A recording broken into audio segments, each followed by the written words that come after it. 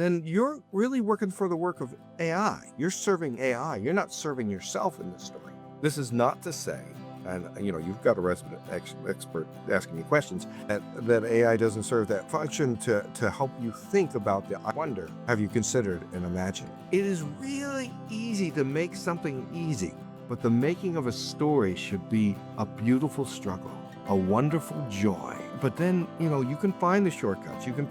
But man, Vi Hilbert says we should tell the bones of the story, and working with others can help the flesh. The meat, get the bones, and then play with the idea from the bones. We know that listening is important. What else is there? Quit trying to be someone else. Recognize that your own voice. Kevin Cordi, welcome to the show. Thanks so much for taking the time. Please introduce yourself and tell us a little bit about what you do. Sure. First of all, thank you for the opportunity. I am a college or university professor, but I'm also a professional storyteller. And I look at my life through a lens of story. Asking me about narrative, it's something I love to explore. And if you're just graduating, let me give you some of the best advice. I was a door-to-door salesman when I was 14 years old till I was 18 years old, and I knocked on doors and I got to see people in all kinds of conditions. I was trying to get people to buy a paper for 13 weeks at a low price, and I wasn't giving them all the statistics. I was listening for their story first so that I could tell mine. Anytime that you have a relationship, you need to build trust so that you can move forward. Whether you're selling soap or stock market, and it involves people. You need to work with people. I teach storytelling. I also teach literacy, and I perform as a professional storyteller on stage, but I also am a story coach and help people find the story that they want to tell or they didn't know that they need to tell. And where I really learned is I sat on a dilapidated old couch where 5 brothers and sisters, as my mother and father would say, you're not getting up until you hear this story, and regale me with stories of Clay County, West Virginia, Morgantown, West Virginia. And the only place we ever traveled was Ohio and West Virginia. So I thought those were the only states in the country. But I was mesmerized by story, and I thought then that I could only be a listener. It took me a while to find the gateway to move into teller. Ooh, I'm interested in that. And I should have said, welcome, Dr. Kevin Cordi. Thanks for that. So I'm just so familiar with you now. So the gateway to storytelling for you and the gateway to storytelling for most of our students might be a little bit different. What are some of the gateways for storytelling? How can people get involved in the storytelling practice that will help move their careers forward with communication at work? Oh, what a great question. First of all, my bachelor's degree was in communications comprehensive, and I like to think that I'm still within the marketing and communications angle because I'm constantly trying to be a marketer for story. And I was a marketer for kids telling stories, and I'm also a marketer for other people to raise their voice. But as a gateway to move inside to story, first, as I've already pointed out, you need to be an excellent listener. I've got a friend who's a national teller, and he says, I tell 100 stories, but I listen to thousands, and that's why I can tell 100. I once met Jackie Torrance. She was an amazing storyteller, and she said that I want to know one thing and one thing now. And she said this under the prefaces of someone said, they give you a list of stories. I know this one, and this one, and this one. And I've seen people actually take their phone and show me hundreds that they can tell. She said, I want to know one thing. Do you have the story that this person needs right now for this time? Do you have the story that this business needs for this time? You arrive early and you leave late because your story making is beginning from the minute that you get there. You want to find out what people are talking about and not talking about. So if you are a communications person, don't rush if they're afforded the time so that you can build a sense of the story dynamics. Get in there and find out what that community is asking you to do. Come in early. Ask if you can. Meet the person. Come in. I always, if I'm drinking coffee with someone at a coffee house or whatever, I insist they finish the coffee because the conversation is more important than the coffee. And some people are like, why do you do this? And then I explain, I really do want to listen to you. So the very first thing, honestly, there's stories involved in writing a grant. There's stories involved in meeting people and public address. First thing you want to do is get rid of all this pretense that story is something to be feared. There's nothing wrong with fear. Fear is a natural condition. It is not natural when you allow it to invade what your practice is. We give these illusions that, you have to be super brave to give a speech. Unless you're talking about something super personal, bravery isn't the first thing. It plays a factor because, especially when you were in school, you were inhibited, and people said, well, I'll give you extra credit points if you can come and give this speech. Well, it shouldn't be. It should be a gift that we give to others. It shouldn't be something fear or get extra points for. We should be in a communicative society. I'm going to come down to 4 points. The first point is get in early. Find out what's going on. And that means even if you're working in a digital context, really do your homework to find out where the situational place and time is that you're working for. Second, you have something to say. You have a gift to give in a clever way that no one else can. You are unique because you are, as Jonathan Gottschall says, a storytelling animal. That it is in your brain. It's in who you are. You can't not story. The third thing is deep and active listening. That's when you pay enough attention that everything else fades. J. O'Callahan said, when I'm telling a story, I fade as the teller. So when you're listening to someone, you don't interrupt them. And even if you're like, that reminds me of, and I'm going to connect to them because I'm going to add my story to their story. No, let them finish. Kate Murphy wrote a book called You're Not Listening. And she says, even if you have a cell phone and it's turned upside down and it's off, you will listen 65% less. So imagine clearing your world so that you can give the attention to that person. Just yesterday, I talked to someone very close, and she said, all I want to do is to be heard and recognized. And that's the whole thing. And there's a fourth point, and I'm going to make it up. No, always have closure. Always have a sense of wrapping up so something else can begin the next day. Just like well-told stories. An old way of telling a story is once upon a time. If it's a fairy tale, that's fine. But imagine starting with a business client and say, yesterday I learned this about you. Or yesterday I learned this about your company. Or today, and then you're wrapping up. And it's not just a recap. Some people think back in school, it's, oh, well, I'll just summarize. No, you can leave them with something like, it's so important that in this company that we first listen to the people that we serve. And you just reminded me of that. Hopefully that addresses the question. Yeah, beautifully addresses the question. Students often struggle with which stories to tell, especially when it comes to personal storytelling in the interview or business context or communication at work. I know you have some strategies and techniques for mining our lives for stories. We've done the audience research. Now it's time to introduce ourselves. What are some of the things that you often see your students leaning in when you describe when it comes to mining our personal lives for a story? When people get that question, and especially when working with like seniors, we ask them questions like, well, tell me what it was in 1933. Well, can you remember that? Ask them what was the last time they went to the dentist. Ask them, in what time were you ever sideswiped from a car?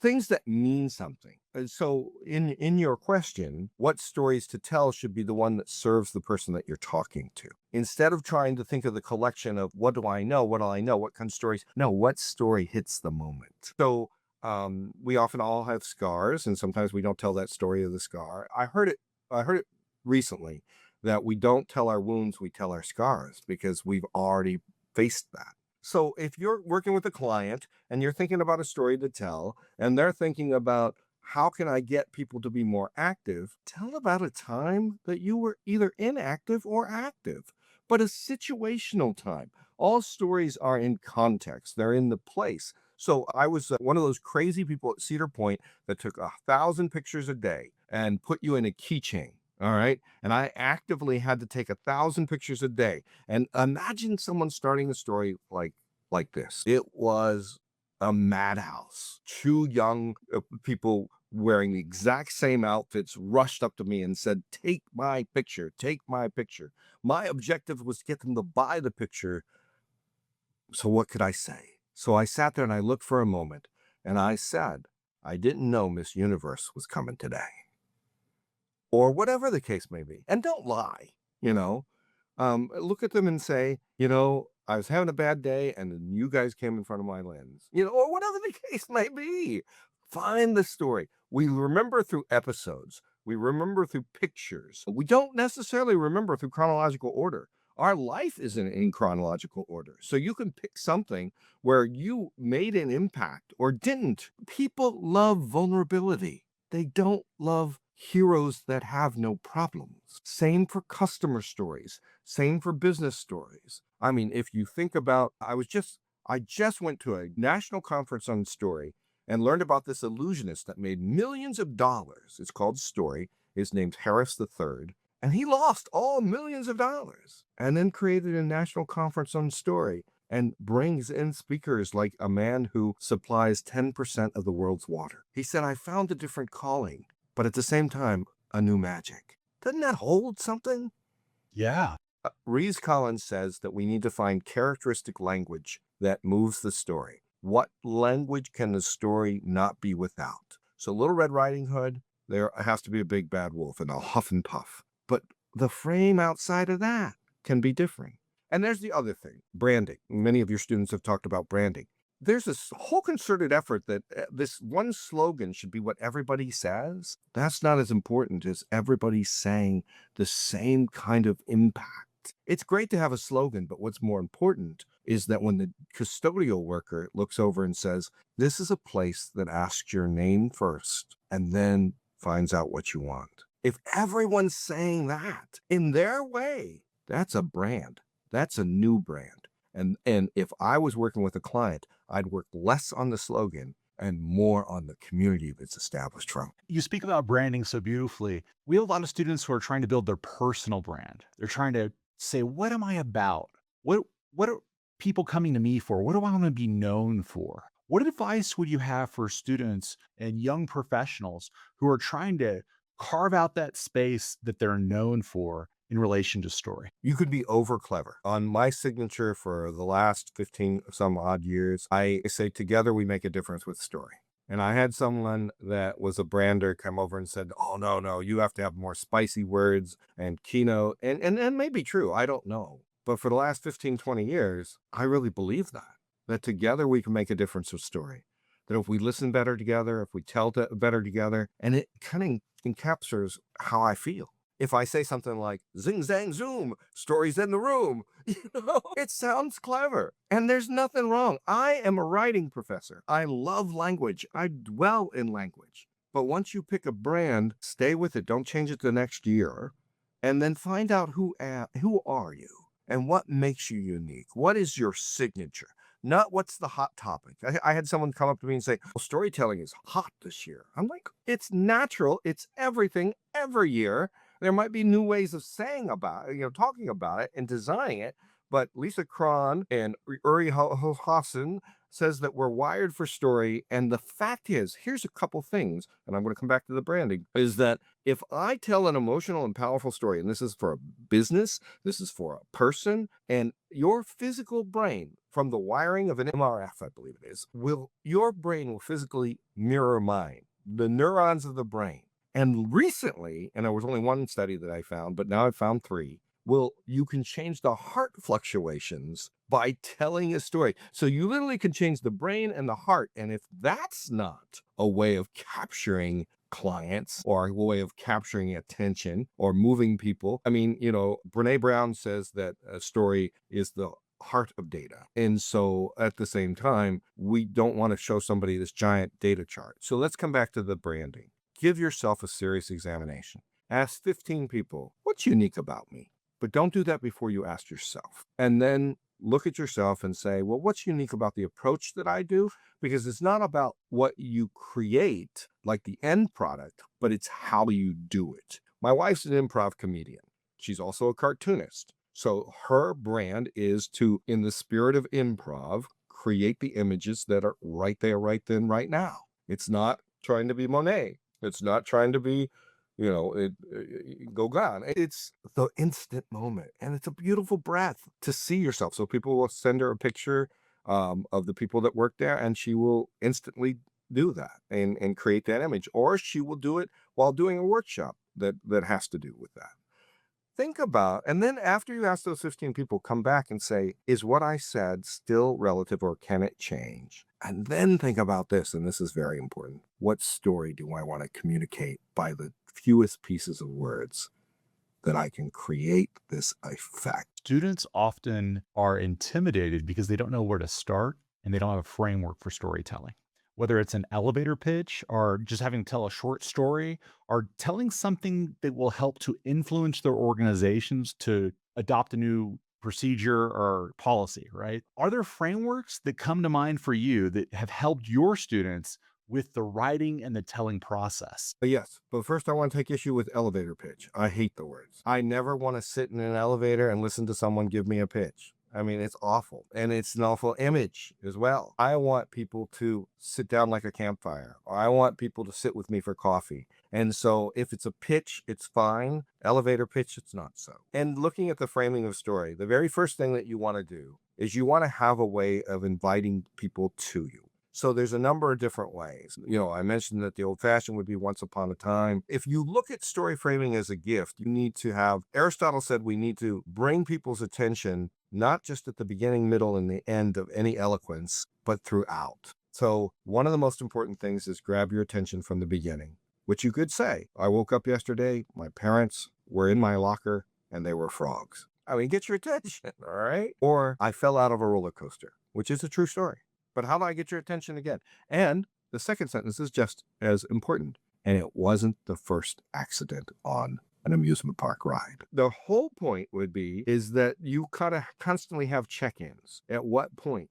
You don't want to be formulaic with like a script, but you want to be episodic. You want to say, okay, this is the picture that I have. This is where I go next. This is where I go next. And you practice out loud. I'm a very huge practitioner of play. I've written a book on it, playing with stories, but playing with other people. Vygotsky said in problem-based play, we are, quote unquote, a head taller merely because we're playing with each other and bouncing ideas. So we give ourselves permission to play. And the strongest 3 pieces of advice that I give, I can even see my 3, are ask yourself while you're composing the story, what if, imagine, and have you considered? I actually teach that way. And working with clients, working with story, what if I change this little bit? How will it move the story differently? What if, because I noticed the last person I told this story to asked this question afterwards or came up after me, I change here. Imagine the audience. Imagine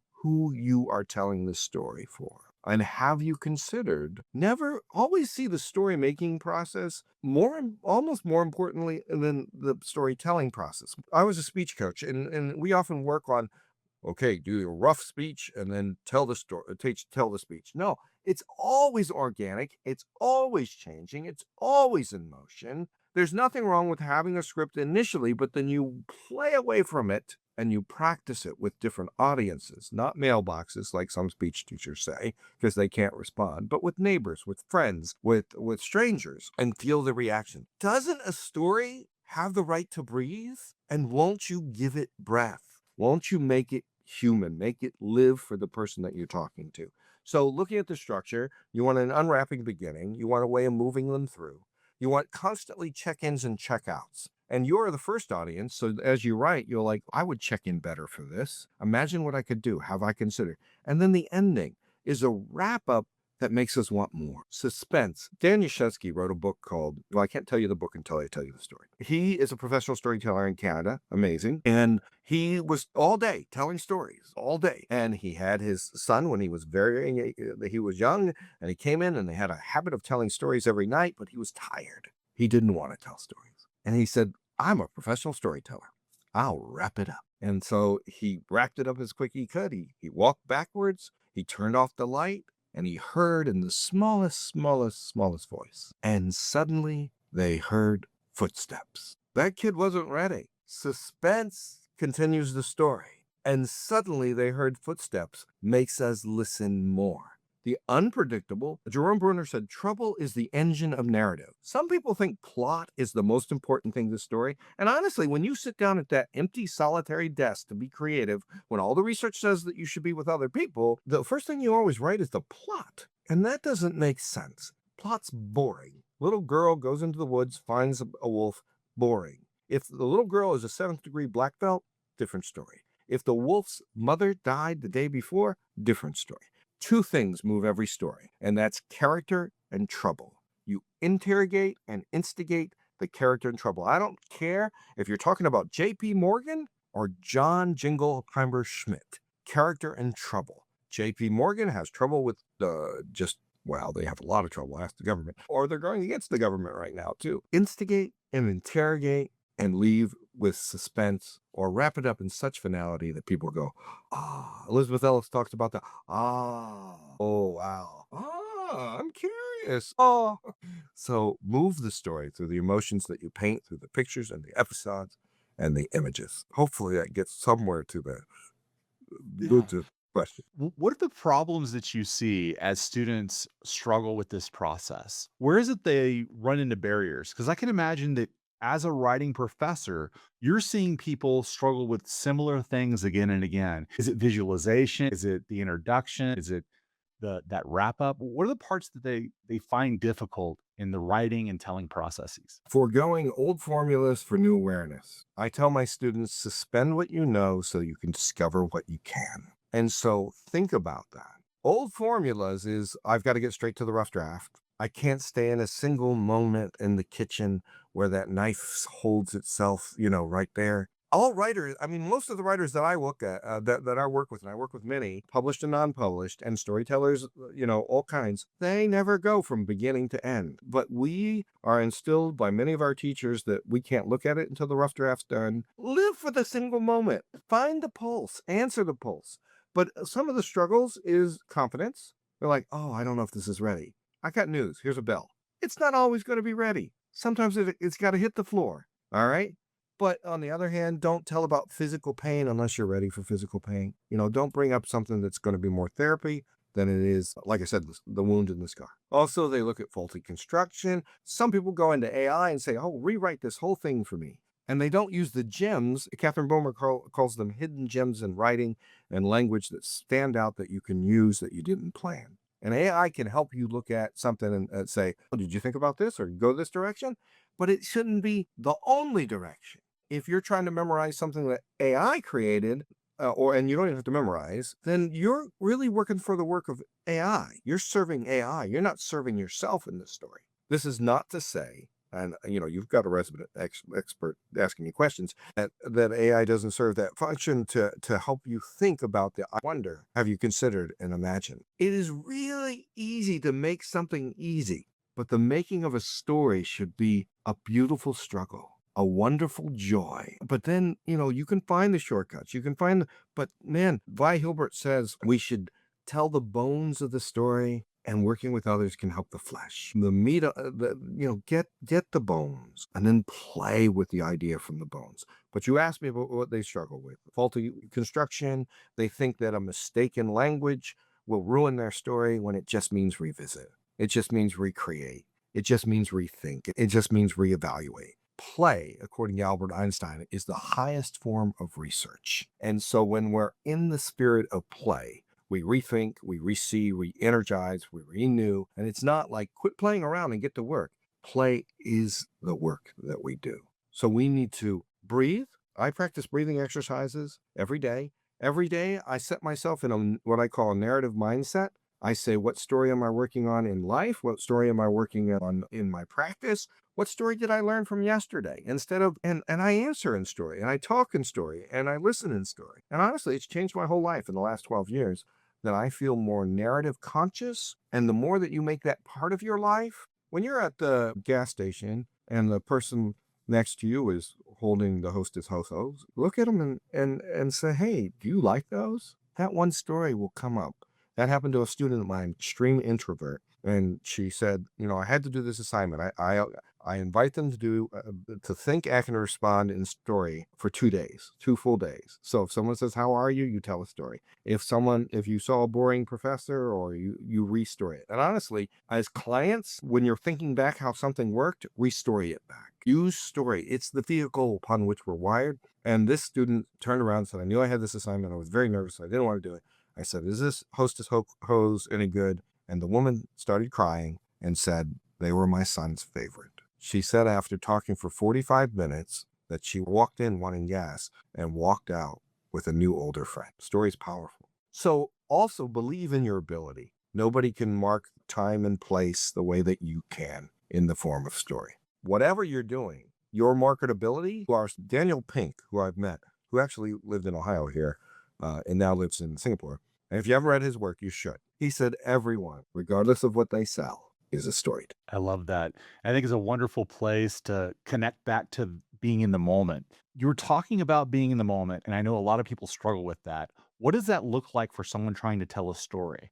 Because I'm sitting there at that blank page, or I'm standing in front of that audience, or I'm talking to that individual, and I'm trying to figure out, well, what's being in the moment look like? We spend more time trying to figure out what we wear than preparing for the moment of story. Sometimes the moment of story just happens, in a traffic jam or wherever you are. But sometimes, like you mentioned, the blank page. How much do you set yourself for the tone of story? How much or do you just go straight to writing? I don't believe in writer's block. I believe in writer's stop, which means this method upon which I'm trying to find this information is not working. Maybe I want to walk around the building. Maybe I want to put it in an epitaph in a different form. Maybe I want to dance. Maybe I want to. There's a book called The Extended Mind, and it says the way that we write stories exchanges the way that our brain thinks. The way that we tell stories changes the brain. The way that we dance, when we're dancing, we're using different ways of our mind. Our mind extends beyond the corporeal form of the head. And so coming back to that moment in story, first of all, answer it. We need to answer the pulse of story. I tell my wife when I'm talking to her, opportunity doesn't happen on our schedule. All right. So same with story. I was in a conference and this woman she said, and that's why I have a therapy pig. I was like, what? And it was like the bell rang and we were at a conference. She had to go to the next one. And I stopped and I said, wait a minute. I said, I'm a storyteller. I want to listen. I know you're rushing to the next session, but can you tell me more about that therapy pig? And she said, yeah, his name's Chops. I'm like, okay, I got to know this. And she said, yes. She said, when Katrina came and that she's teaching teaching school in Mississippi, she said, I just couldn't get kids to respond. So we got free clothes, we got everything else. And I said, I'll go get a therapy dog. I went to the principal and the principal said, under no circumstances could you, I hate dogs, he said. And so her friend was a vet and gave him a pig. And I thought, oh, this is couched in elementary school. No, it was high school. He would clippity clop down the hall and everybody would wait for him to come in. He couldn't be picked up, but he could be petted. And she's telling me all this story. I exchanged some emails. She sends me pictures of Chops. She tells me some background. I tell her, this will make a great picture book. I'd love to write this. Opportunity for the story moment was there. I could easily let that person walk out, but I needed to know. I did some research. There's a therapy pig that lives in the San Francisco airport. Answer the pulse of story. And you also want to think about it within your client. Your client that you're working with looks over and says, and so I don't go to that room anymore. That's an entrance point for story. Or says, and those sales never worked because the price was so low. Or we don't talk about that anymore. I mean, it's like that uncle no one talks to. You got to talk to him. All right. Or find out the full picture, not what everybody's normally doing and traditionally doing. They're hiring you to find the new story, the new awareness. Answer the pulse. I have pulled over in the car on the highway to scribble an idea. I have been in the shower, I was close to a pen. I have a student that has written some films with Anthony Perkins, and every time he sees me, the ones that are my creative writing class, I said, if you find me without a pen, I owe you $1. Yes. And if I find you without a pen, the serious ones, you owe me $0.25. And every time he sees me, he goes, damn it, I owe you $0.25. We need to answer the pulse of story. Now, sometimes the pulse takes us different directions. I serve as a mediating story coach, where literally I'll go inside your story. I don't know many coaches that do this. And I will play inside the story of what you're telling. So sometimes you need another person to listen to you. And instead of that person saying, this is right and this is wrong, they just restory back what they saw in their head as you told the story. And then they use imagine, I wonder, have you consider, which leads to better story moments. The best stories are written by answering the pulse of the moment, even if it takes you, especially if it takes you in unpredictable directions. In your coaching practice, are there struggles that are really common as you're coaching people and you're entering those stories and playing with the stories? So that's a really good question because each person has their own sense. They don't even know the difficulty sometimes.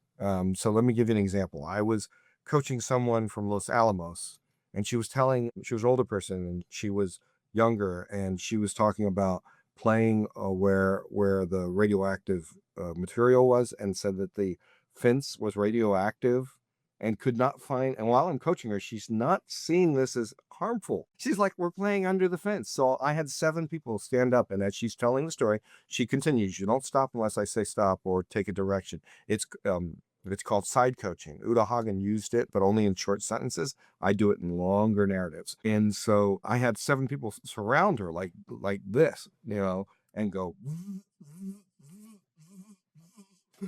and she stopped, in the moment of the story, and looked around, and and we coached for another hour, and she stopped, and when she left, she said, I've worked on that story for 7 years. This is the first time I really have a new direction. But to answer your question, often is people come in with scripts, and I ask them, I deliberately coach stories upon which they are not ready to be performed, that they still give permission to play. I can do the hard coaching of the stories that are just totally ready and rake it over the coals if it need be. I don't always do that, but most of the struggle is letting go.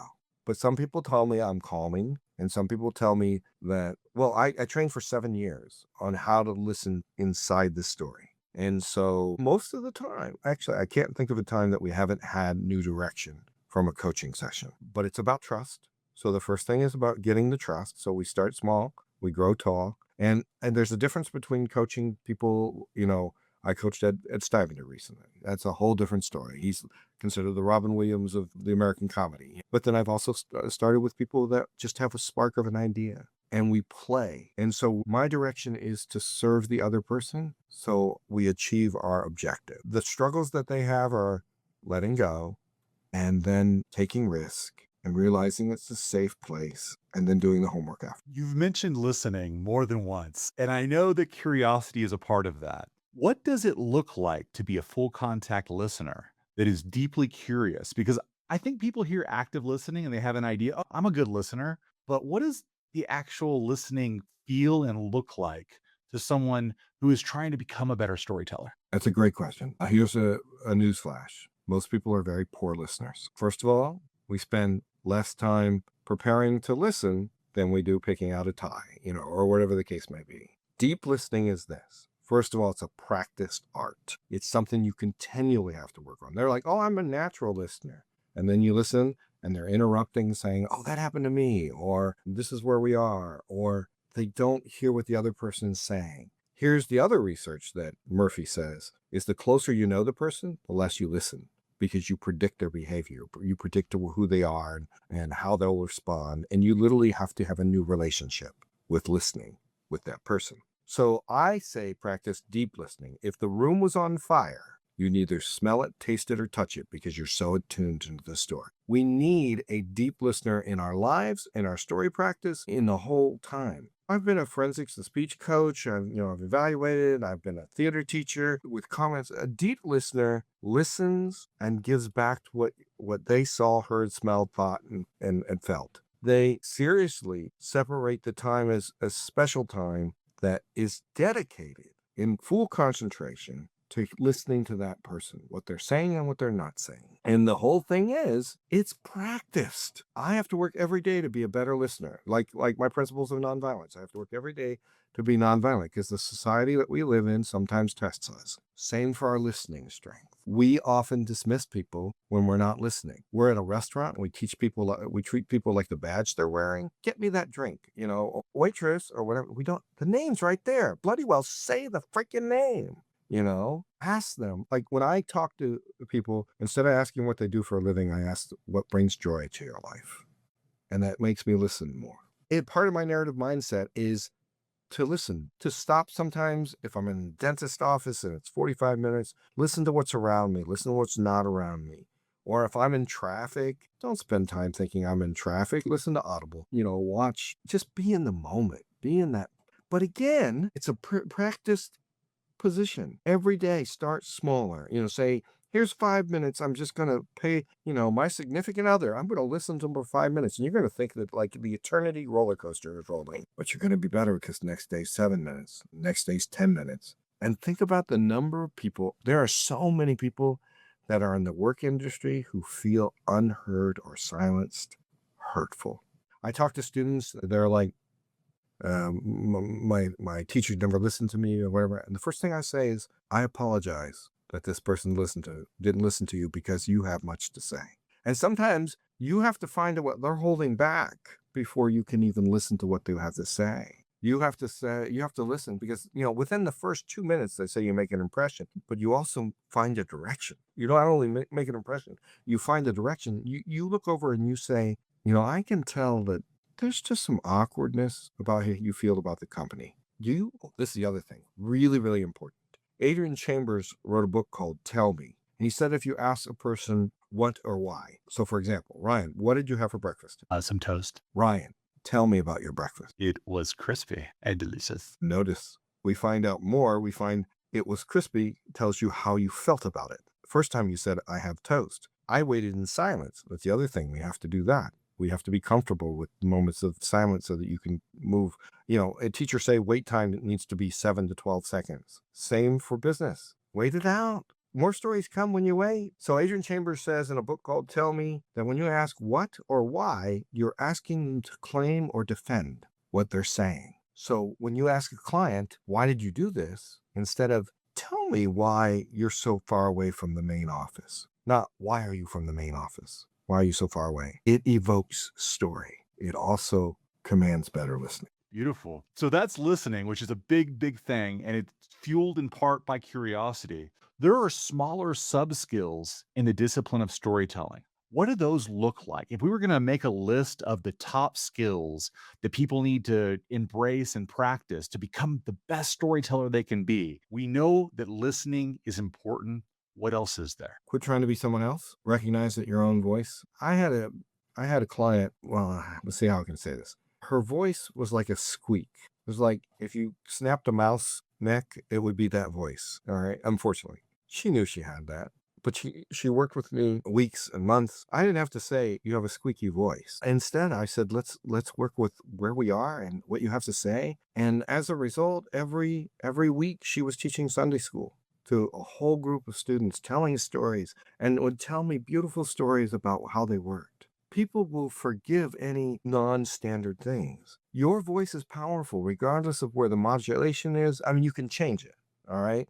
You don't have to take on voices. You're like, I got to get an Irish accent here, People don't like that sometimes. We don't talk in changing our voices in regular conversation, even though, the theater person being like, some of that's okay. But trust yourself. Trust that you have a story to tell. I got news for you. People will listen to you when you take the space and you move it and you don't rush into someone else's conversation so that you feel like you have to edge in. Just take that wait time and go, that reminds me. Because there's story signals. Let me tell you about. That reminds me. Did you know? And move the pause so that it works. And wait for them to listen to you. As a teacher, I know this. I found Let Me Tell You a Story is the greatest classroom management tool ever. Because then they started listening. And that was totally by accident. And the same for clients. Don't go into a rushed room. And then at the same time, think about, as I tell the story, what are my transitions to move from one spot to another? Don't get so fixed on a memorized script. If you're going to get fixed on anything, just moving the direction you want to move. If you skip a section of the story, that's why God made rewind. Or you can come back. And if you can't come back to it, it's okay to stop and say, I almost forgot this part. But I'm now telling it to you because you're important to me. Allow the person that you're telling to feel special because you're telling the story. Realize you start small and you grow tall. The sub-skills of storytelling depend on the three things: the teller, the listener, and the tale. It is really taking the moment to show that the story is more than just presenting a data chart or a flow chart. It's an invitation of a co-creative process where the teller needs to listen and the tale is the surface upon which it is there. It's a dynamic, organic process. Story begats story. The greatest compliment is that leaving room for the next story to come. Because when you're in that kind of interchange within a business setting, that type of thing, they might want to say, that happened to my seventh grader. That happened with sales. They lost $1 million. People weren't paying attention until I tap danced. Whatever. All right. Have a sense of closure. The two things that I think build every moment is closure and tradition. So if you meet at the same place at 4:00 for coffee with this client, that's going to mean something. They're going to start evoking that sense of, wow, this is our dedicated time. And then closure, and more than a summary or a recap, a moment that stands out so that you can move. Believe in you and believe in your story. Don't try to I'll never be that person who told from 2,000 people, or I went to this festival, or I'm not this actor. You have a story. Emotion overrides difficulty. Practice makes it powerful, but practice with live people. And always have a story in Zimbabwe. The way they say, hi, how are you, is not all of Zimbabwe, but parts of Zimbabwe, is I see you. And the other person says, you are here. Story does that. Story allows people who thought they were invisible to be visible, both from the teller and the listening perspective. So let's make people significant. Imagine every day someone looking at you and saying, I see you. And the other person saying, you are here. When you invite story as a reasonable means to making meaning, you're seeing both the teller and the listener. Is inspiring. What are some of your sources for inspiration? Because you've quoted some very smart, well-read authors in the course of this conversation. And I know that you like to expose your mind to different perspectives. So where is the inspiration for you in the world of story? Well, it can be grounded. My wife is my editor in life and my editor in print. So I learn from her. But at the same time, I spent 7 years studying with Dr. Brian Edmondson, who wrote Imagine to Learn and showed me what happened when in imaginary spaces. But also the person that I am at the CDS, and I look at him and I say, what brings you joy? Or I just say, what was the craziest part of your day today? It's the landscape. The places where we find tension can be the greatest story builders. It can be the place where we stop and go, why is this really happening? I was recently in Colorado and I was outside a bar and some guy was, just saying choice words. Let's just say that way, being kicked out. And the person I was walking out with me made it so that this guy bumped into me. And I wish I would have taken the opportunity to kind of calm him down, but he was a little more away. But I take that as a landscape of learning more about people's emotions. But that same person probably kind of maybe holds their newborn for the next day. And we have to remember that story can change us. I have seen students really angry, but when we tell a story that acknowledges them, they realize that, the email that they sent was cold, but the person they're talking to is not. So I do a lot of reading. I'm a deliberate reader. Thomas Newkirk says that slow reading is deliberate reading. Although I'm a professor of literacy, I take my time. I want to engulf myself, but at the same time, I'm not a quick and fast reader. And I hate those programs where you can learn this whole book in 6 seconds or whatever the case may be. I absorb the world. I live in, I read fantasy books. I just read Impossible Creatures about dragons and a number of impossible creatures. But at the same time, I'm also reading a grounding book by, I believe it's Michael McCrae, who talks about his story changed his life. And he runs some of that story conference too. I hope I'm getting his name right. It's not near me. That's the other thing. Be observant of the world. If you're a grill cook, the best stories come from the waiters and the waitresses. And they come over to you and say, that guy didn't tip me, but let me tell you what he did do. And if you become that story listener, it's like when I was teaching British literature in high school. And one student walked in and said, oh, God, British literature, it's going to be hard. And then looked at me, because I've been teaching for a few years, and said, oh, you're the storyteller. I still remember what he said next. I'll be all right. I'll be all right. You are a writing professor. You help people write better stories. And there's a big difference between being able to write a story and being able to tell a story. And we have all this education focused on writing. Doesn't mean we're any better at it. Some of us struggle with it. But we have a pretty good idea. Most students have a pretty good idea of what good writing looks like, but they don't know how to make the leap from the written word to the oral, to the storytelling world. And I know you probably have some advice there because you live and breathe in both worlds, both the writing world and the storytelling world. I know a lot of students struggle with taking their writing and speaking it, or getting on a stage, or even having a conversation about what they've written. What advice do you have for them? So I got a couple. I love the question, and I'm going to take a little risk here. The world of academia sometimes artificializes the tone of what we should need to say. Let me give you an example. I was in Denver recently, and I talked to some middle school authors who were writing spooky stories, and they had published middle school books, each one different one. So no one was asking questions. So I asked a question and I said, look, I'm a storyteller. I would like you to tell me a scene. I would like you to tell the story of a scene, a snapshot, a vignette in your book that would make a middle schooler read it or me. And it was interesting because the first thing is when you ask a question, you should want to know. And I did. And I remember each person said, well, there's a scene in the book where the person has died and they go into a room and they think it's going to be all ghosts, but it's really a school, but ghosts are in it. And each person kind of responded that way, just telling what was there. And what I wanted to hear was this. So either I asked the wrong question, turned the doorknob. It is only recently that I died. I'm only 11 years old. I don't even know how to haunt people. What am I to do?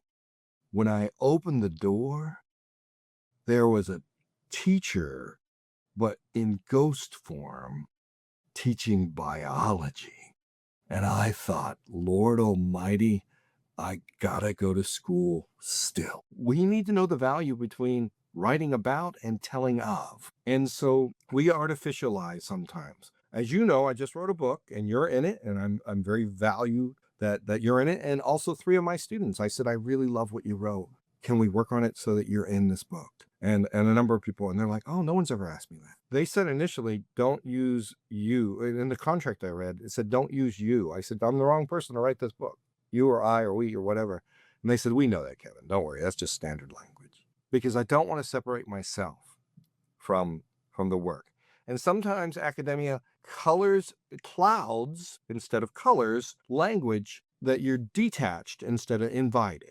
And I think having a storytelling sense has made me a better writer in both worlds. And I've had people say that, your work is readable. It's researchable, but it's readable. It's almost like there's a telling voice. The greatest compliment I got recently was from someone reading a chapter of this book. One of my students said it was like you were in the room. I want that writing. There's reasons that we have different nomenclature. It's like when B.F. Skinner came to Kent State University. I was there a long time ago. He used $20 words when he should have had a penny. Nobody knew what he said.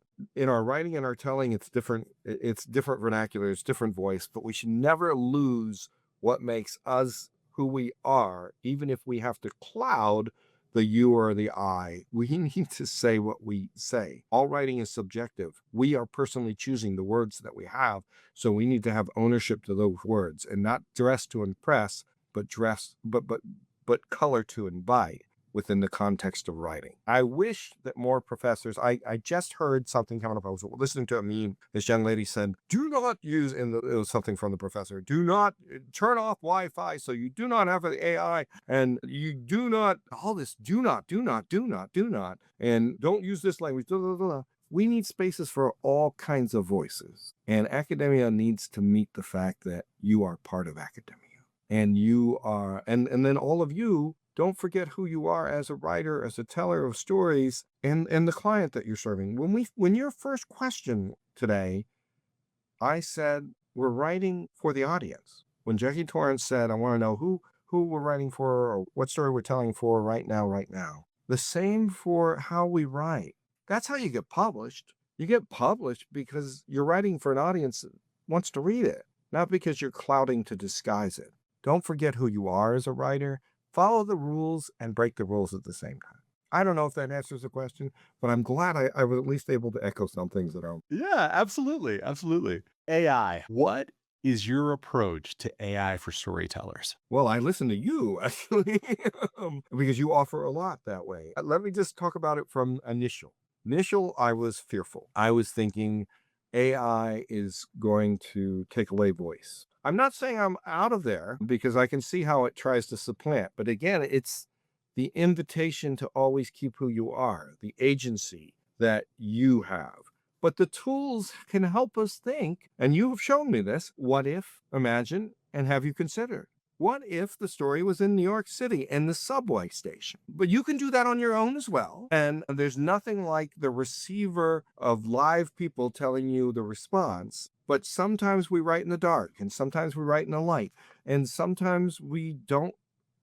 It's great that we can explore alternative possibilities. But I had my students recently write lesson plans and just using AI on a current book that they're reading. Well, the AI hadn't read the book. So they were limited in scope, but it did help them think about ideas. And so I think that AI should never be without the person that's working with it. I want to use it more. I'm going to take lessons from you. And at the same time, I'm also going to have a cautious guard. And I think the fact that I have a cautious guard is good.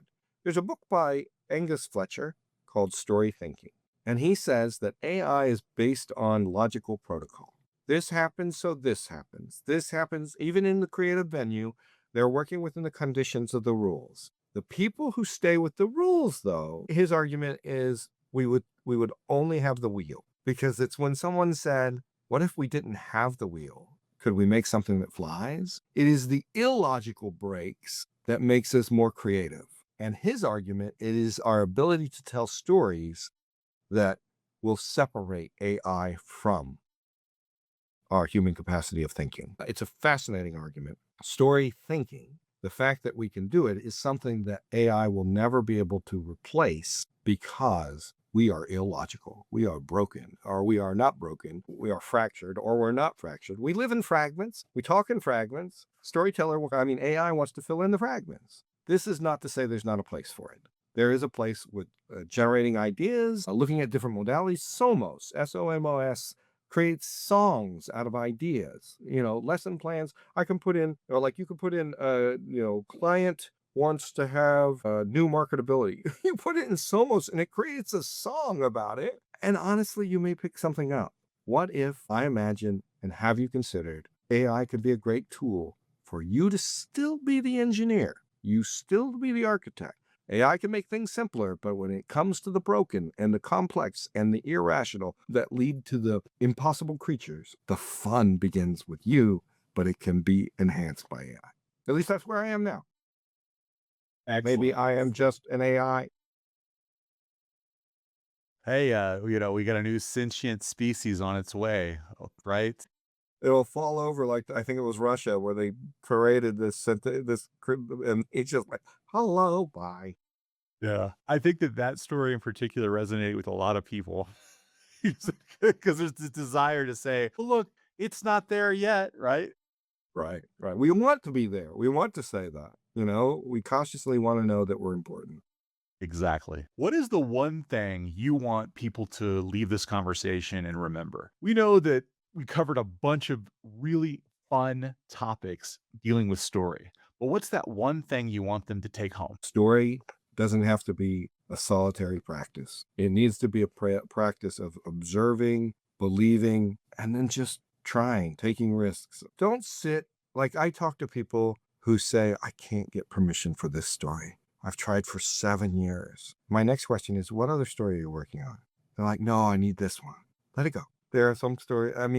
The world is full of stories, and we are naturally storytellers. So don't just do it as a vacuum. Don't let the only receiver of your story be you. It's great that it is, but you have much to share. And ask questions. Be curious. Be creative. Take risks. Don't be set to a script. I wrote that we need to word dance in the world that we live before we put anything on paper or we'll be handcuffed to the script. The important thing is go out, listen more than you tell, and tell on. Excellent. Dr. Kevin Cordi, champion for storytelling. Where can people find you online if they want to find your books, for example, or if they want to get in touch with you? My website is kevincordi, CORDI.com. And you can find at Parkhurst Brothers has some of my books, other publishing companies, Amazon. We always like to appeal to independent bookstores. But go to kevincordi.com, and if you have a question or an inquiry or you just want a little help, I answer email. I answer feedback. A lot of people help me to be where I am, and I believe that we need to help shepherd the next generation of storytelling, which I actually edited a book on the next generation called Tomorrow's Storytellers Today.